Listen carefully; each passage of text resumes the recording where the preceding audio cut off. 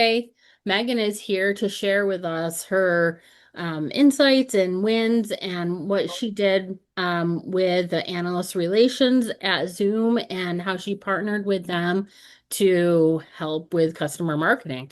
So, Megan, go ahead. Hey, For thank you. coming. Yeah, so a little bit about me, and Kara, some of this is inspired by some slide I think you shared at some point about, I don't know, before you did a sales call or something.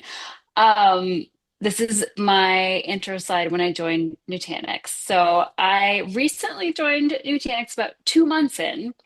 I started my advocacy career at SurveyMonkey, worked there for about 2.5 years.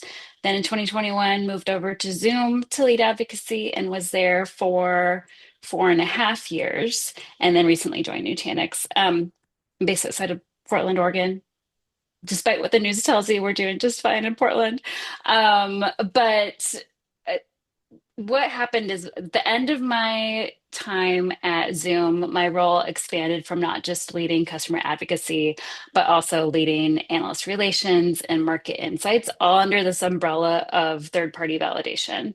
I did that role for 10 months, had to learn the whole world of AR and what it was, realized at the end that I just missed advocacy so much, and that was part of why I left. But in between my role at Zoom and my role at Nutanix, I sat down and on my phone wrote like 5 to 10 things that I learned from that stint in AR of like diving in that could help me in advocacy. And I realized a couple of weeks ago, I'm like, these shouldn't just live in my phone. So I pinged Mary and I was like, hey, can I share this with the community? Like, I am no means an expert in this, but I did have a unique experience where I can see some ways that I am bringing this to my role back in advocacy of how to be a better partner for AR and just some things I learned that I didn't know even after like 6 years of how to partner with this other group.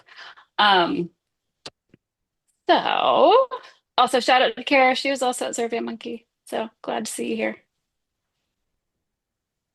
All right.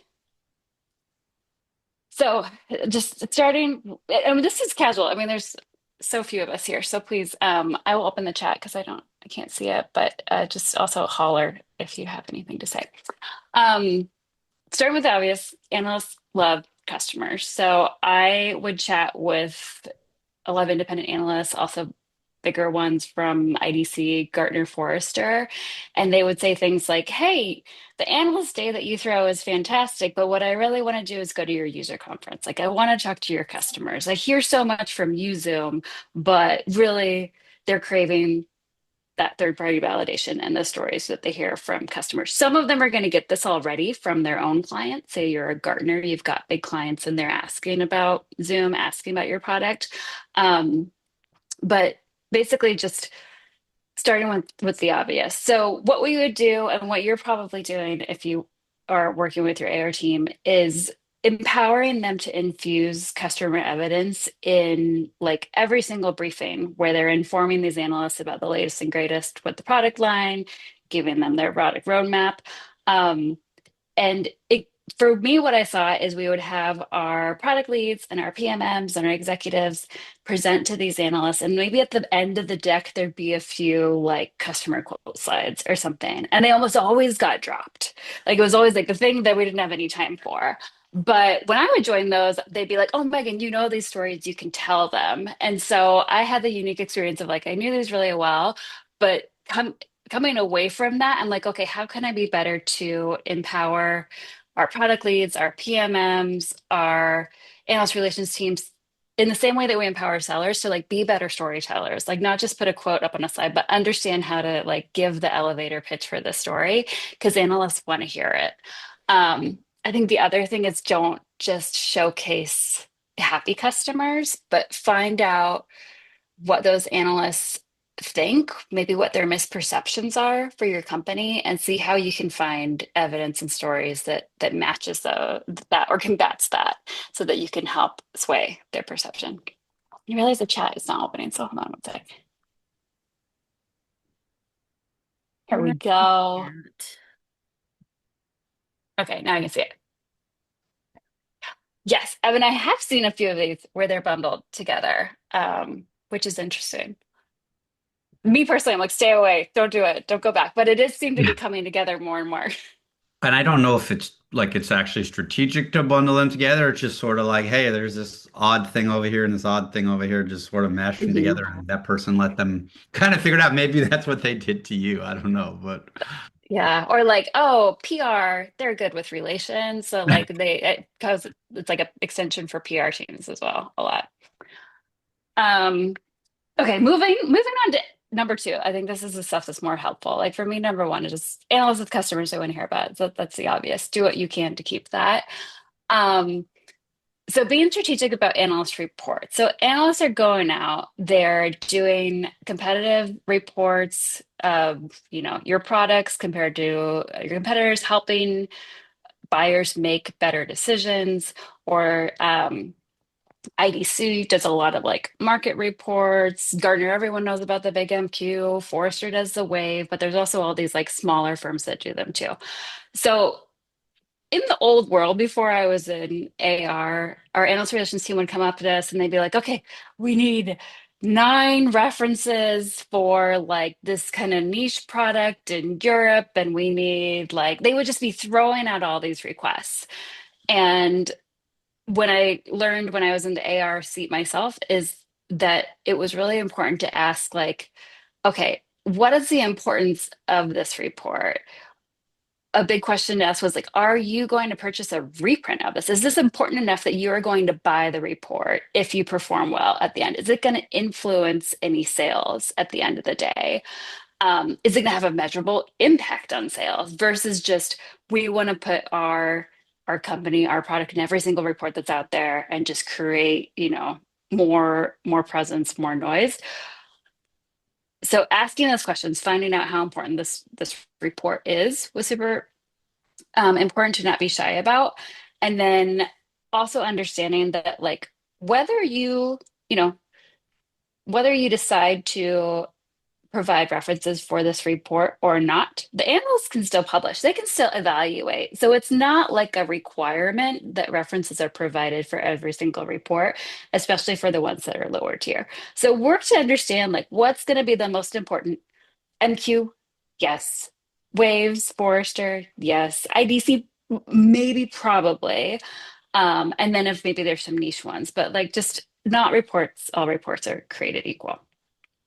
so, Megan, sorry. To clarify, are you saying by bowing out and saying no, actually, we're not gonna like we don't have a customer for you this one, you sort of given away an opportunity? You're saying it's okay because it's not worth burning some of your I best thought it was customers. okay because I was like, let's protect our references time. Let's get the right customer, especially when it's like, say, a newer product, maybe you don't have a ton of references yet. Like, let's protect them and use them in places that's going to have the most impact and like save them for these other reports just versus just using them for everything. That's not even going to move the needle at the end of the day anyway. Got it. Cool. Thanks. Okay. Um, this for me might be a known thing in the advocacy community.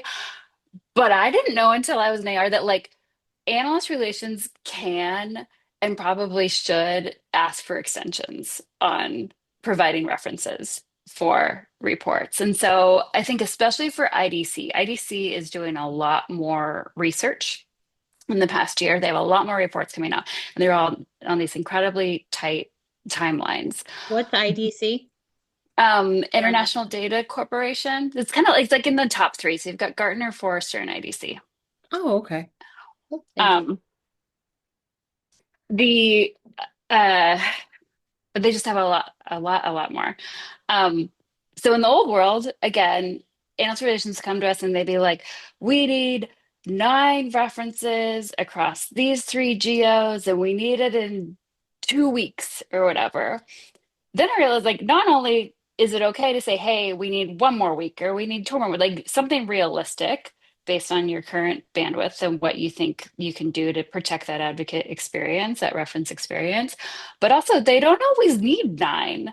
Like in that seat, you could be like, I can't give you 9, but I could give you one from each region. Is that okay for you? And they'd be like, yeah. Or they'd be like, actually, give me 2 customers and one partner. Like there's always this negotiation versus just taking it for face value of we need X number of references in this time frame. And Megan, I have a question for you on that because I remember in sort of the older days of like even like 5, 6 years ago, like pre-pandemic, like analysts sort of like walked on water and like vendors were just like scrambling around, just like running, so scared. Now, just like the way you're talking about it, and even the way I've observed, it's like kind of the balances shift a little bit. It's like they don't have all the power. Like there's a lot of information that's more democratized these days. So it's like, are you saying you felt that ability to push back because like you knew it's okay, it's cool, like, or I don't know, like what gave you guys that sort of, I don't know if confidence is the right word, but just sort of like comfortability to be like, yeah, I like think we're when not. I first stepped into AR and learning from my manager who had been in that role longer for me and seeing him ask, like, it was the nine references example. And he's like, hey, can we give you three? And they're like, yeah, sure. Like I was like, oh, I never even thought to ask at all. And they were perfectly fine with it. And I think especially the extension, we worked with an AR agency and they were like, it is a best practice to ask for an extension on just about every report. And especially in advocacy, we might not be getting these requests for references like the day they get the invitation to participate. We're more downstream sometimes. So like Fair. knowing that you can ask and they're happy to wait. Normally it's like, hey, we need these references in 2 weeks, but we're gonna have a month to schedule the call. And I'm like, there is still time on your timeline if we take another week to find you a really good reference. Fair. Yeah. Fine. Um, Is it just the references that they'll wait for? Just because our analyst relations team always would say, "Hey, um, we don't set the timeline from the Magic Quadrant. They do, and there's no adjusting." Gartner's a different beast. Okay. I don't think I would pull this lever with Gartner. It's more like, and probably not Forrester Agency is smaller. either. It's everyone else though, Got like depending on what the landscape is. Yeah, Gartner is a Yeah, I it's know. Well, they think they're its all, own animal. yeah, yeah. Um, I put it in the chat real quick, but our analyst relations is she's a former Gartner analyst. mhm. And so she has a really good idea what she can get away with, what she can't get away with. And Gartner is by far way stricter than the other ones. You can, like, it is possible to get Gartner to like move back a date or give you an extension, but it is really difficult. Like you've got to have a really good reason.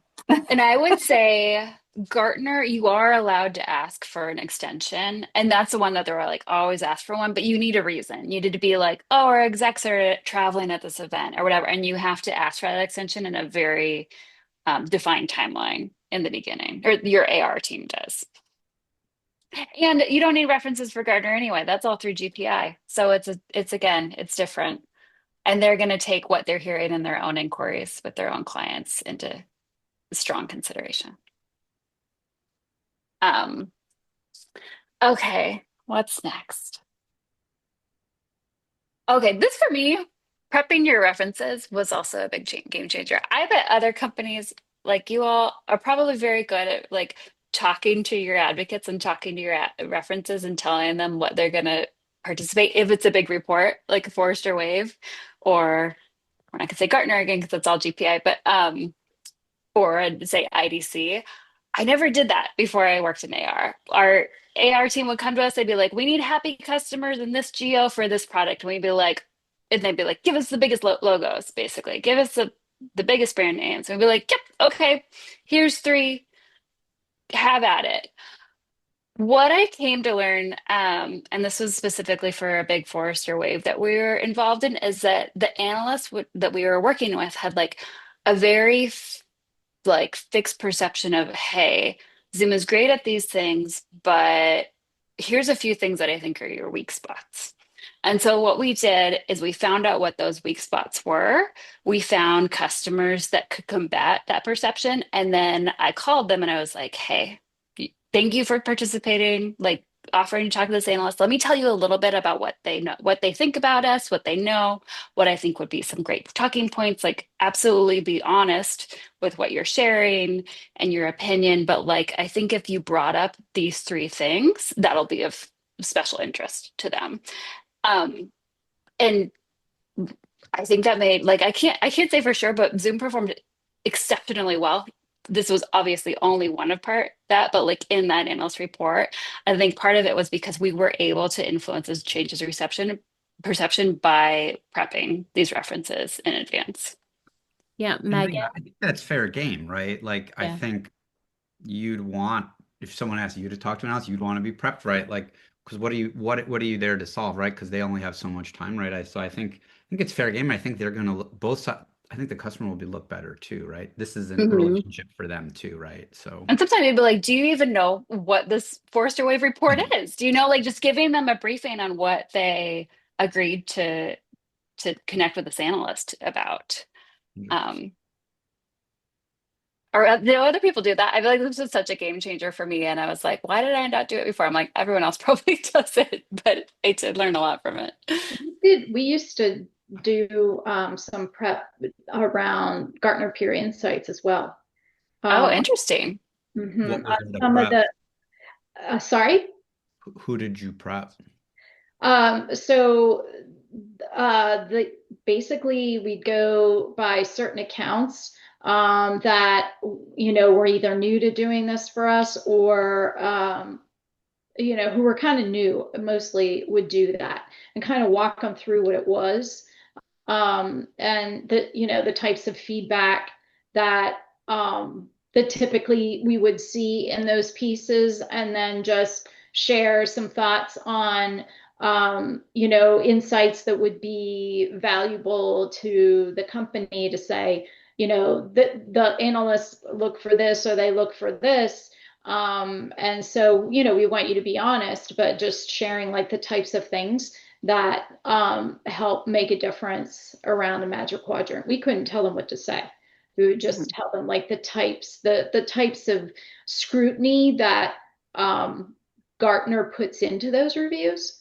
Because you can't tell them what to say about your product, but we would bring up examples, be like, this was really insightful example Mhm. that analysts really find valuable, and then we as a company find valuable because then that influences um, our product. So that's kind of how we might show some examples of meaningful ones from the past. Um, but it was really just to kind of set the stage so if they hadn't done one before, that they would know what it's like and what's going to be most meaningful for us as a company. And then the analyst, and then it's all, we wouldn't know one way or another because we want them to be honest. Yeah, that's cool. That's actually really cool, and it's good that you did that. I didn't realize until a couple months ago that the rejection rate for Gartner Peer Insights is like 30%. It's higher, Because and they're happy. They brag about that. yes, Like, that's not yeah. bad. That's for This them. is, I realized my number five is all about GPI, so I had to change the Uh, slide because it's it's so relevant. yeah, it really is. But we're doing an IDC MarketScape right now, and the prep calls are key. But we actually had a customer for the first time go, "I don't really need a prep call. I'm good." Mhm. And then the difference between that customer's interview and the other customer's interview, I was like, "No, we're insisting on prep calls from now on." This is Hmm. yeah, Hmm. It's such a game changer. It makes it such a is. difference. And because I mean these are like at the end of the day they're researchers, they're humans, like they're gonna have their own opinion. Like they're paid top dollar to have that. And so understanding the nuances of like who was the key author of this report, what do we think is in their head, and how do we prep the reference to like address what they think are our weak spots and like know what they're Yeah. getting into. Yeah, For we Huge. did sure. And this. especially with IDC, it's so analyst dependent, right? Because all the analysts are so different and like so if they give you guidance, if the analysts give you guidance, like you have to leverage that. Yeah. We did like very deep account selection for Gartner Peer Insights when I was at Demand Base. I didn't put together the strategy for this. Somebody else on the team did, my leader, but it was very specific. I couldn't believe how in depth we were going. It wasn't just, you know, whose account is in good standing. It was, what product are they using? What are their wins? How long have they been with us? What are their renewal rates? And interviewing them before recommending them and then prepping them. So it was very, very extensive. Um, and I was just surprised, but also after then working with Gartner at the time, I was able to like use that when I worked with another team at Elation, and work with their analyst relations, but not just at the Gartner company, but at like internally because we had analyst relations people internally too. And just what stuck out to me was that a lot of the reports we knew that they were going to happen. So we made them part of like our marketing kind of plan for advocacy. And like, okay, we want to strategize how we're using these accounts so that we can use these accounts for different studies and things that were coming up versus not planning and just saying, okay, we've got to come up with 10 people. I put that on the calendar for next year so that we know, plan ahead. Um, so that's all. Yeah, I feel like there's a ton to say about GPI. And I did have someone on my team that was focused just on review site strategy. So she was the expert. She's actually done one of these talks before. Um, and I just, heard about it as part of her team and her manager. But interesting to me was I think sometimes in the review game, people are like, you need so many reviews, more reviews. Let's go. Like, send out an email, get whatever, do an internal campaign with your CSMs or your sellers to see if they can generate more reviews.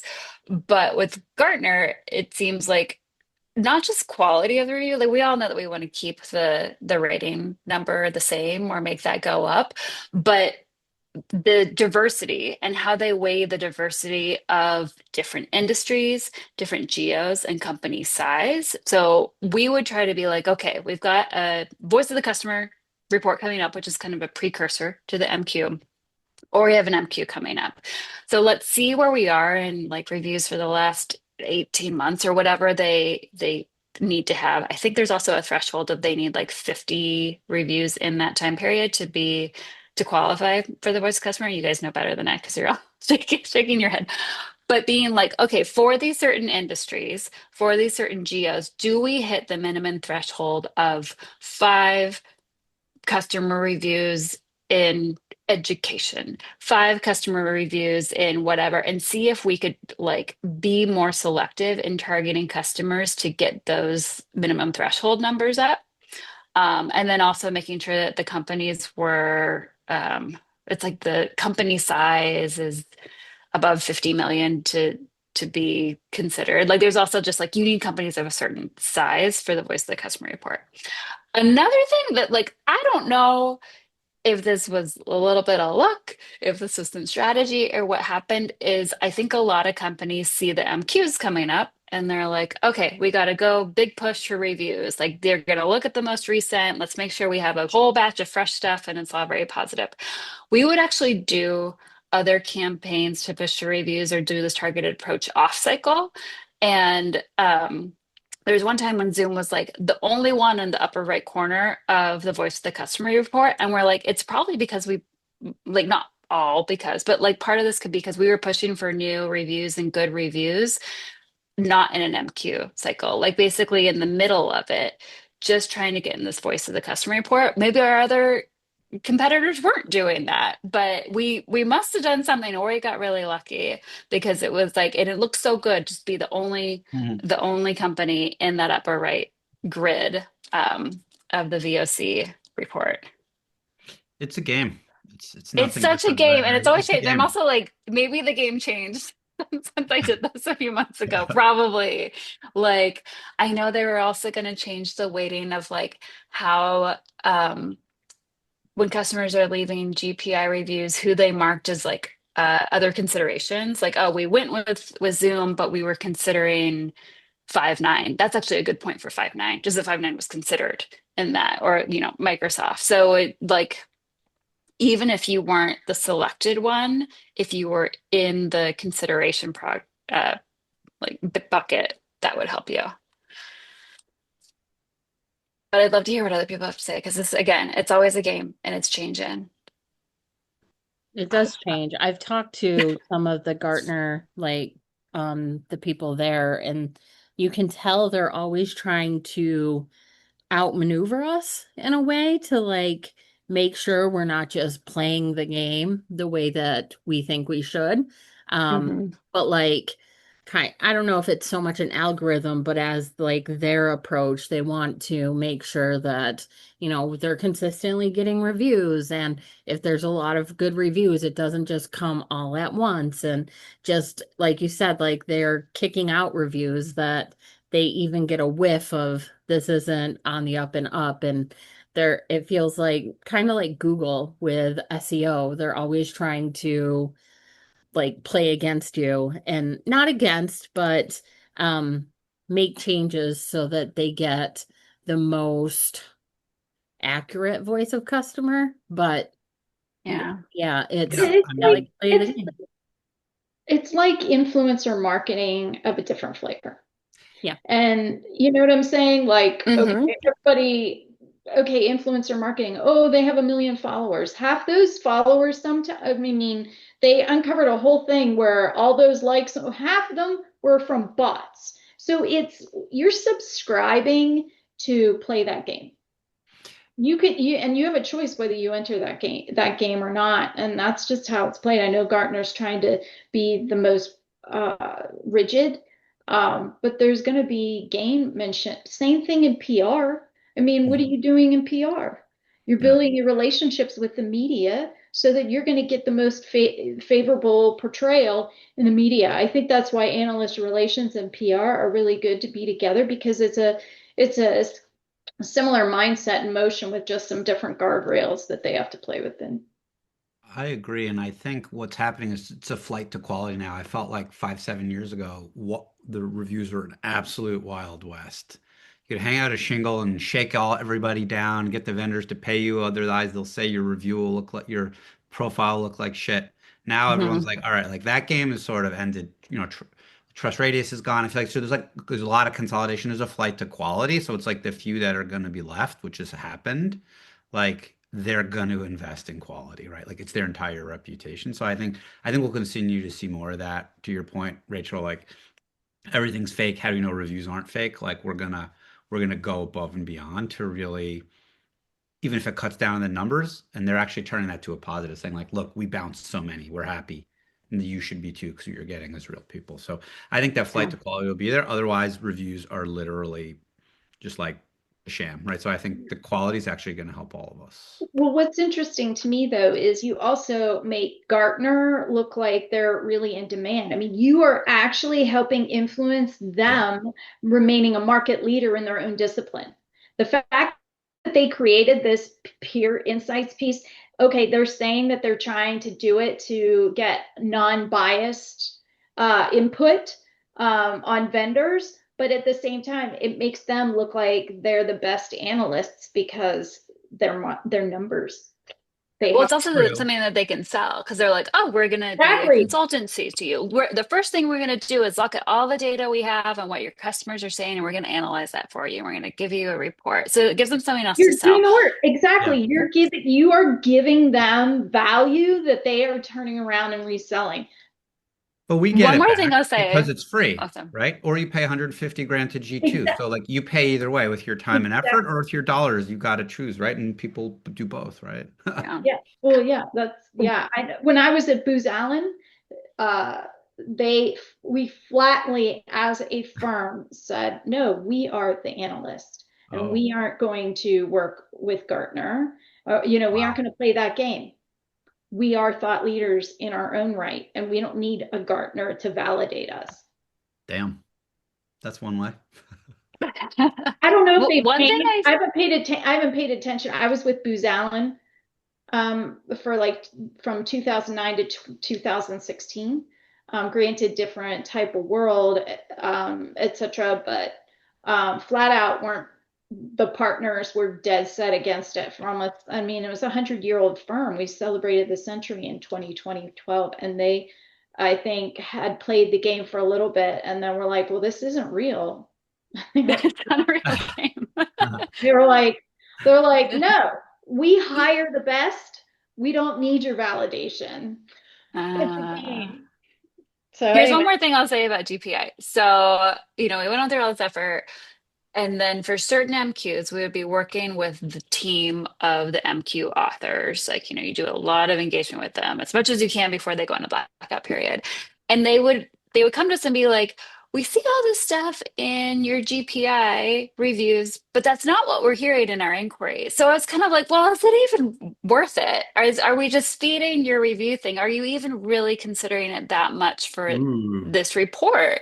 Because you're still telling us it's not what you're hearing. Like that's going to hold more weight is, your own customer. So I don't know. You That still was got to do always the it. fear. That was always the fear. But you're saying you are hearing that We now. heard it from one. Yeah. I wasn't there long enough. I only did it 10 months, so I only had so many cycles. But yeah. And like, what do you do? What do you do with that? What do you do with that information? I don't know. yeah, I mean, so they're basically saying your peer reviews are bunk. Kind of, they're like, we hear all this stuff, but like, we don't know that we quite trust it because we're hearing this other stuff. But at least it's like, say that they have a perceived weakness of you as a vendor. At least like they're not only getting that from inquiry, like they're getting some sort of signal of like, oh, actually, it's better than you think, or so. I don't know. That's disheartening a little. If they're Yeah. poo-pooing their own thing, it's one thing they're saying, oh, maybe G2 bad. Like, our own platform isn't great. What do they say? Then why are we doing it? Uh, Yeah. To make you look like um, an authority, but then you're gonna call us out and say we're feeding it crap. yeah. Anyway, headline, I feel like it's all quality over quantity. Like Yeah. quantity to a certain point, but then just focus on like picking and choosing and like targeting specific as much as you can. Okay, this is an interesting one because it was, I think, a little bit unique to the role and the combined teams of advocacy and analyst relations, which is actually no longer the case at my old company. Um, but what we did for 2 years in a row is combining and hosting our customer advisory board and our analyst day in the same week. We never did it so they were together, but going back to that number one of like analysts love customers, we never did where we were like, and the customers and analysts are together at a reception or anything. We still kept them separate. But the benefit of it was, say we had our cab, and then the next day or day after, we had all of the same executives that were in the cab speaking to our analysts. They could call back and be like, oh, earlier this week our cab said this, or earlier this week our customer said that. And it made them seem much more customer centric and like in touch with the customers and just like, oh, we know what's going on because we just heard it 2 days ago. So like that added a lot of like credibility and relevance to what they were saying. Um, we also had things where, we had a cab member stay one more night and then be in a live panel, customer panel in front of the analysts in their analyst day. And that made it pretty easy for them. Um, but like this cohabitation of analysts and customer events, the most obvious one seems to be a user conference. If your company has a user conference and being able to do that. But again, it just goes back to analysts were like, I don't want to hear just from you. I call up your executives. I call you guys up anytime I want to, especially the independents. But they did want time to sit down and hear directly from customers. It's kind of like press, though. Press is like, I would give me customers. I get the inside scoop sort of thing. We used Um, to we used to do PR and analyst day, like do a PR analyst function mhm. and have customers, prepared and ready for that as part of those functions. And I think the other benefit for advocacy is we would have, these customers participate in a panel at Analyst Day, and then the analyst would write it up and it'd be amplification. Like we had like one of our customers, an analyst was a contributor to Forbes, so she got them in Forbes, and like another one got them in an industry trade. And so it was like just a good way to have another channel to amplify those stories, like third party on third party. That was a benefit to us. We would also, I don't think this is uncommon, but like have analysts be moderators for our customer panels when we do webinars or, um, breakouts at our user conference. The things we didn't do, but sometimes would come up would be like some companies will have at their user conference, like sessions where it's like meet with an analyst, 30-minute coffee with an analyst, and like set up time for customers to just hear from analysts, like their perspective on the market and what's happening, and like create those opportunities for one-on-one conversations. Um, what else? What else do people do? I know other people also just in briefings or inquiries will bring a live customer into those. That's not something that we did in my 10 months in there, but like I always thought it was interesting. Hold on, I gotta open the door for my husband. Good. I was gonna say, Megan, it's worth mentioning. I mean, maybe I think everyone already knows, but like that analyst involvement there, it's not free. They will charge, and it's usually, I think, pretty high price. And It you can say, depends. It right. depends. Yeah. Oh, you got it free? Is that what you're saying? No. We wouldn't get it free, but I think like the analyst you're going for is going to be a different price, right? Like, is it an independent? It's very niche to like a certain product or industry. We had a broad portfolio at Zoom. Um, Gartner was not really doing it near the end. Like they, they were, I don't know, as you would I just expect. remember it being very specific. It was like they had to fly like first class, like not coach for them. They had to like get this and that. They'd stay at this hotel. It was like a very They're sort they're of like they're a cushy, special breed of diva and right? divos. Totally. And they were With like open their about that. writers and everything, like whether it's a written thing or not. But yeah, they live a fine life, those analysts there. It was like celebrity. Passports are full. It's a different kind of influencer relations, kind of like you were saying, Rachel.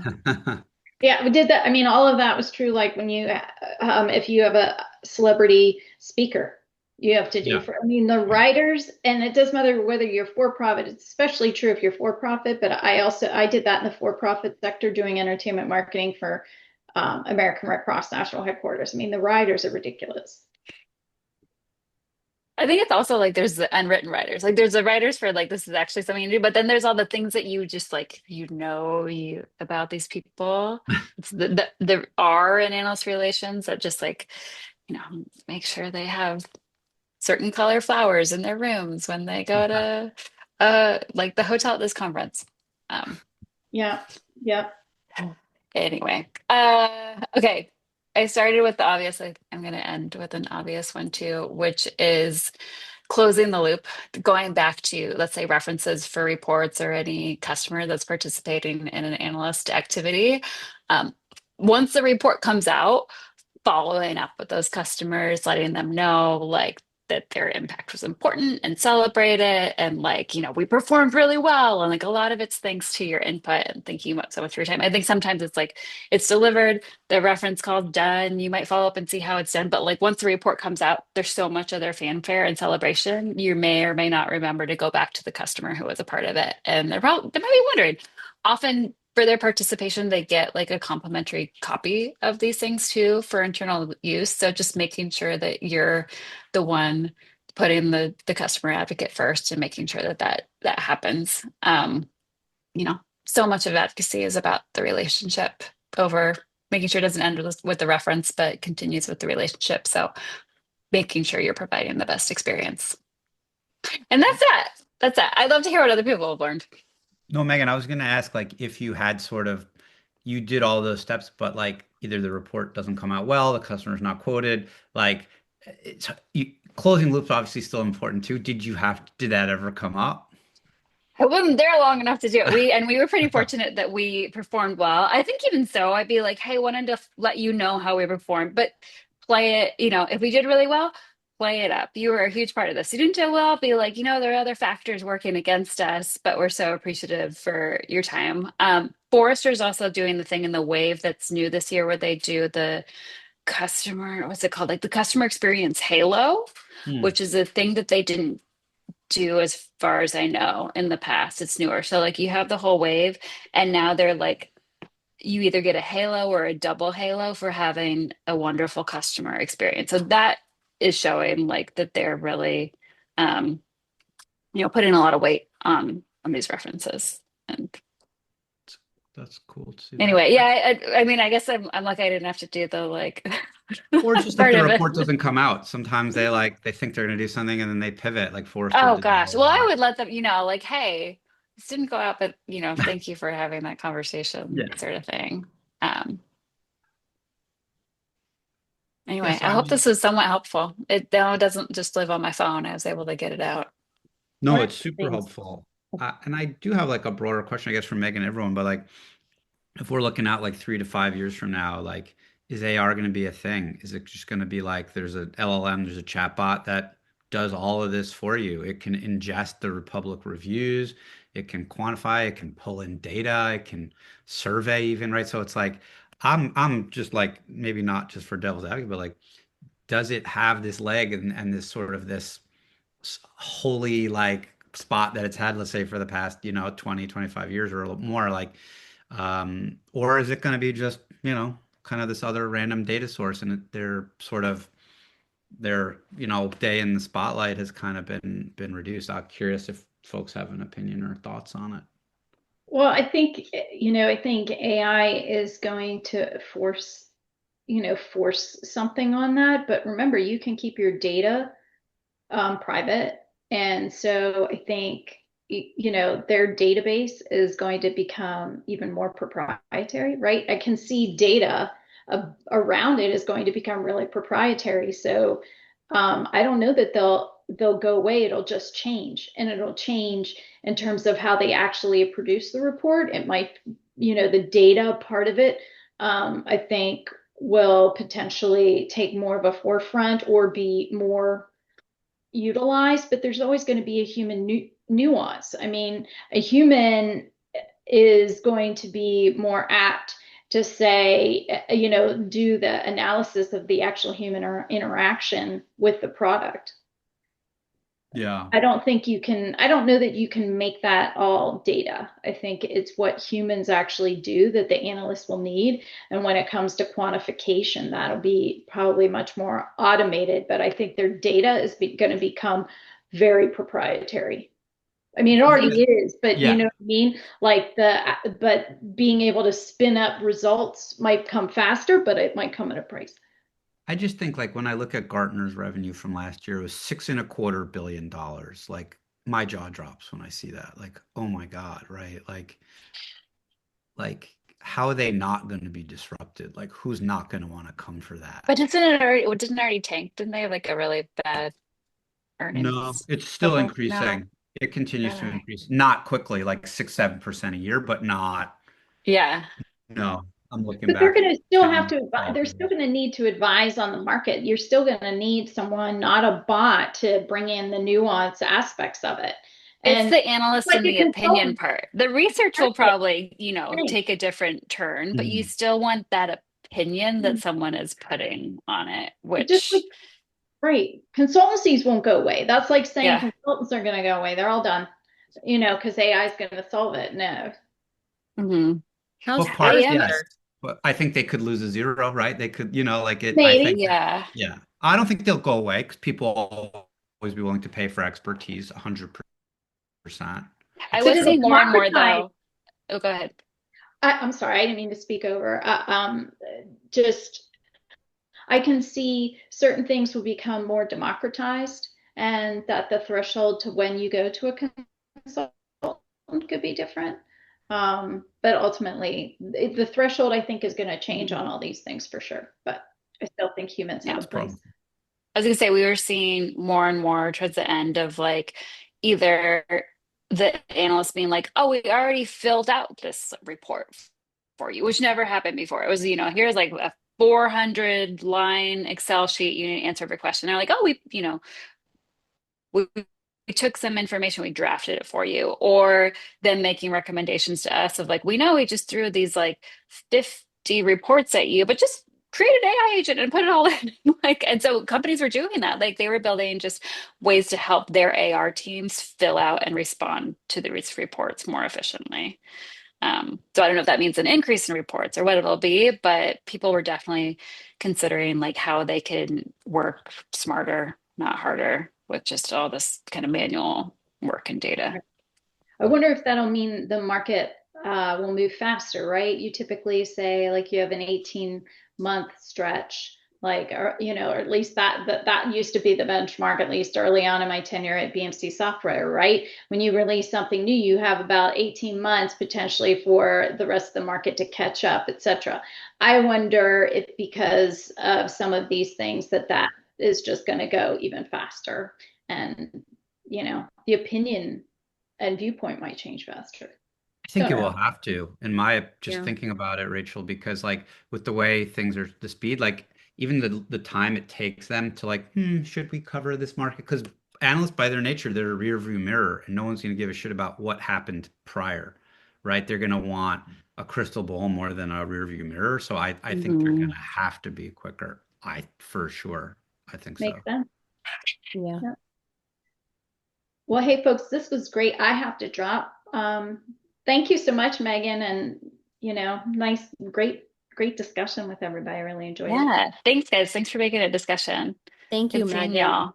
And everyone, next week, Erwin's going to present on his survey that he wants to share with people in companies to like, I think, get a deeper understanding of their advocacy programs and all of that. So he might be presenting without me. I'm supposed to be on a women's retreat. So um I'm not sure who's going to be in my place, but I will get there. Oh, we just had somebody try to join right now. Okay, well, they're a little late.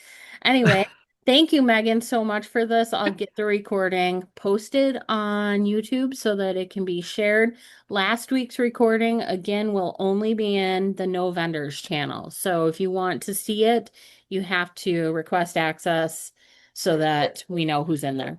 And everyone have a great weekend. Thanks. You. Thanks, Thank Mary. See you you. guys. Thank you. Bye. Bye. Bye.